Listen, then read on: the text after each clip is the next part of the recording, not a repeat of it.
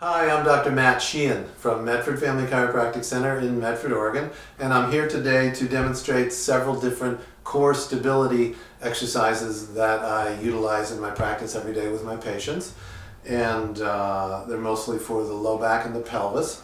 And we're just doing this because some of the details can be a little daunting to understand just from the sheets. So, if you are familiar with my exercises, this is the one we'll be referring to. Some of you will be my patients, and I would have handed you this, and this is to demonstrate how the heck to do it. So,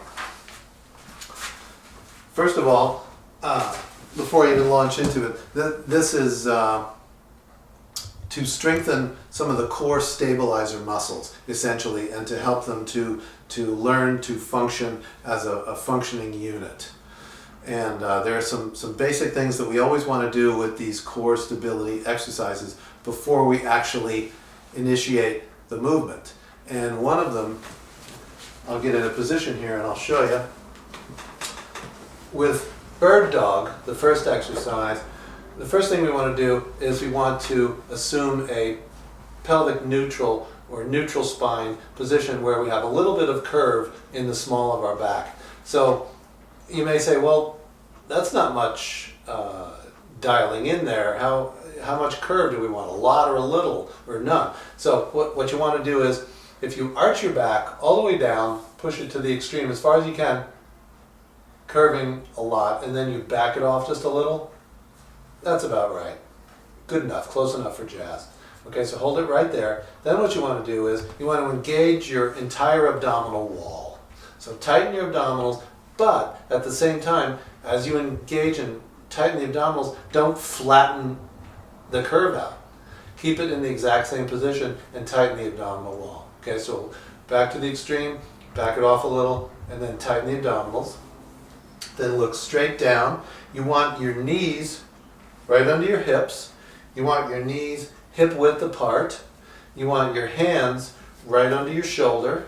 You want your elbows straight. If you have wrist issues, you can, if you have carpal tunnel or arthritis, you can try coming up on your fists, which will keep your wrists straight. That'll work for some people. Not everybody can do this exercise. If you have bad knees, you may not be able to do it. You may just try, putting more pads under your knees and even under your hands if you need to.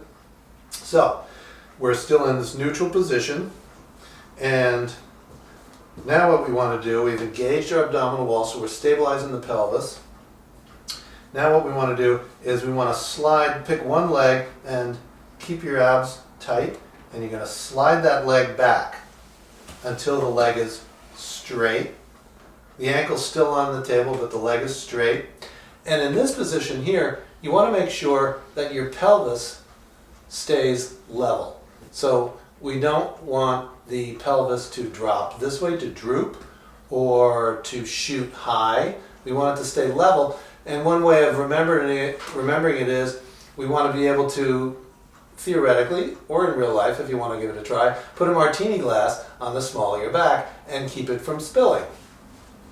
So, we slide the leg back, the pelvis stays level, and then what we're going to do is we're going to raise the leg till it's straight out. And as we're doing that, we want to, again, keep that level. So some of the ways, again, that we're going to cheat, quote unquote, if our muscles are not strong enough to do that in that manner, is we'll do this. Watch. So I'm going to come back, pelvic neutral, curve, engage my abdominals. Now I'm going to slide that leg back, looking straight down, slide the leg back, and then as I raise it, I may scoot my pelvis over the support leg, which in this case is my left leg holding the whole pelvis up. So if my butt muscles are too weak, I'll slide over, and that makes it easier. Or I may raise the leg up like this. Or it may be too weak to hold the pelvis up, and it may sag like that. So it's best to do this exercise the first couple times with someone, a partner or someone who can show you, who can point out to you how you're sagging, how you're lifting, how you're shifting. I'll do it with my patients, and the rest of you will have to find somebody who can tell you how you are cheating or whether you're dead on. And then really feel, when you get aligned, really feel how that feels. Internalize that so that you know when you're lined up and when you're not. It only takes a few times before you really get it dialed in. So you're gonna do it again. Engage, straighten the leg, then raise it up. And I have my patients hold for about 10 seconds and then reverse it. And then do it again.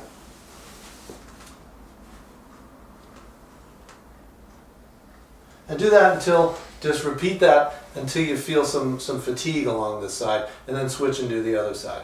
Giving yourself a chance to shake off your wrists and your knees if you need to, get up and walk around a little bit.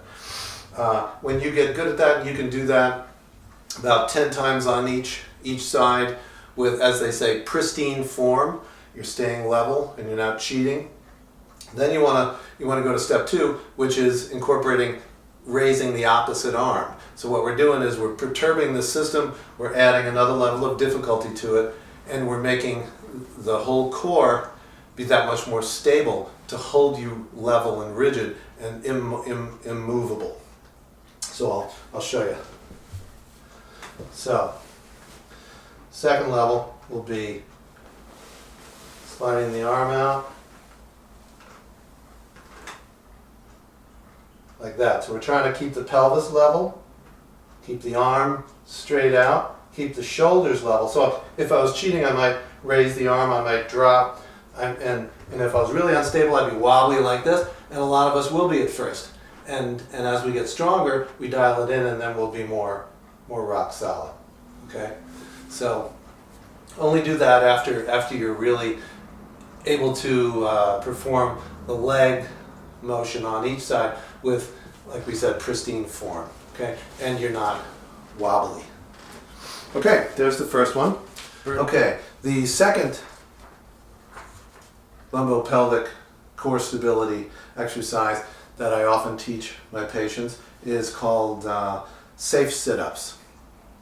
And the reason it's called safe sit-ups is because when we've previously been teaching our patients to perform a quote-unquote crunch or a sit-up, what we've often been teaching people to do is to flatten the curve out in the small of their back, push their low back against the floor, and to hold it there the whole time by engaging the abdominals and not letting them rest throughout the performance of the whole crunch, or, well, not a sit-up, but definitely a crunch as we come up. The problem with that is, as we flatten that out, we're putting a heck of a lot of weight onto the discs in the low back. We're transferring the weight, the pressure onto the discs, which is now thought to be very detrimental. So one of the core concepts, pardon the pun, is to maintain the curve in the small of the back while we're performing these exercises. So we're going to find that pelvic neutral position, that neutral low back, and then engage the abdominals on top of it, and then perform an exercise to raise the chest up and down, which will be working the abdominals while maintaining that curve in the small of your back. So I'll demonstrate that. Okay, so first thing we're going to do is we're going to have one leg bent with the foot flat on the floor and the other leg straight. And we're going to take our hands and we're going to overlap them in this, behind our back, under the small of our back, in order to maintain that curve. So they're going to be pushing up on the back to elicit a curve and to maintain that curve. So got my hands one on top of the other, leg straight, leg bent, and now what I'm going to do is I'm going to tuck my chin, because I don't want to jut my head forward as sometimes we're prone to doing when we're doing crunches. So I want to keep my chin tucked and my neck and my head in line, stay in line with my chest. Next thing I'm going to do is I'm going to raise my elbows so that I'm not using my elbows to cheat as I push up. So I'm not going to be pushing at all on my elbows. So bring my elbows up, and now I'm going to engage my abdominal wall, and I'm feeling what's happening in my low back. So I'm making sure that I'm maintaining the curve in the small of my back, even though I'm engaging my abdominals. So my elbows are up, chin tucked, and now I'm going to come up. I'm imagining in my mind that my chest is lying on top of a scale, a weight scale, to measure my weight. And what I'm going to do is I'm going to lift my torso to unweight that scale. So my abs are tight, still got the curve off my elbows, and I'm coming straight up. And I hold that for 5 seconds, come back down, come back up. And I'll repeat that until I feel some fatigue in my abs, and then I'll quit, rest for 30 seconds, do another set. So how I would have cheated if I was going to cheat there without realizing it, typically would be several ways. I would forget to engage my abdominals. I would, when I do engage them, I might still flatten out the curve in the small of my back, even though my hands are there. I might jump my head forward, my chin, or I might push off on my elbows like this, using my arms to push me up. Those would all be ways of cheating. And some people will manage to do a full sit-up with it. They'll come all the way up like this, but that's not what it's about. It's just enough to feel like your chest down to the bottom of your ribcage is unweighting that imaginary scale. So again, it'll look like this. I'm engaging my abs, my elbows up, chin's tucked, and I'll come up, about the bottom of my ribs, hold it for 5 seconds, back down slow, come right back up, and then repeat. Another way you can also do it, since the core, what we're basically looking for with core stability is endurance, not power, and we're also looking for symmetry, an area that's weak on one side, strong on the other, or flexible on one side and inflexible on the other. We want to bring symmetry to the system, and we want to add endurance. So repetitions are one way you could do that with this exercise, and you could also just come up and see how long you can hold it. Hold it for 5 seconds, and then you're getting tired. Great. Then you'll go down and rest, and then do another set. Build up to holding it for 30 seconds, or holding it for a minute. That's another way to build core stability. Okay, that's the second exercise I wanted to go over, and now I'll show you an exercise that I frequently use with patients to build strength and endurance in the back muscles, in the mid and the low back. Okay, so the last of the low back and pelvic core stabilizing exercises is this one here, which is an extension exercise to build strength in the low and mid back muscles. And this is taken from, as we can see here, foundation training. And it's a wonderful exercise I want to demonstrate for you. And I have some modifications that I've learned from my genius friend Eileen Rubenstein, a chiropractor in Ashland, Oregon. She made this even better. And so let me demonstrate it for you.